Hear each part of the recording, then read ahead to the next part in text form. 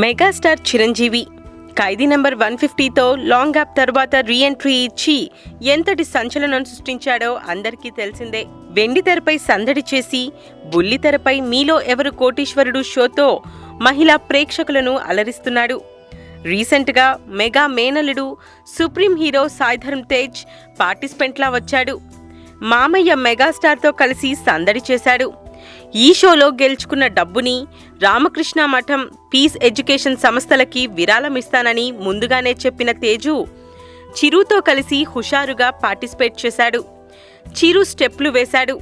Challenge సినిమాలోని famous dialogue చెప్పాడు.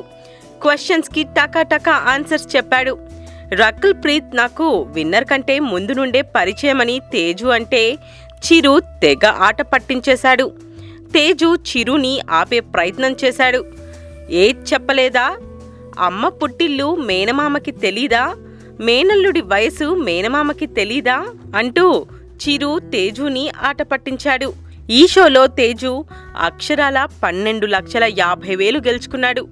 మాట ప్రకారం గెలుచుకున్న మొత్తాన్ని చారిటీ సంస్థలకి చెరో సగం డొనేట్ చేశాడు. ప్రస్తుతం విన్నర్ సక్సెస్ని ఎంజాయ్ చేస్తున్న సాయి ధరమ్ తేజ్ కెరీర్లో మరింత పెద్ద హీరో అవ్వాలని చిరు బ్లెస్ చేశారు.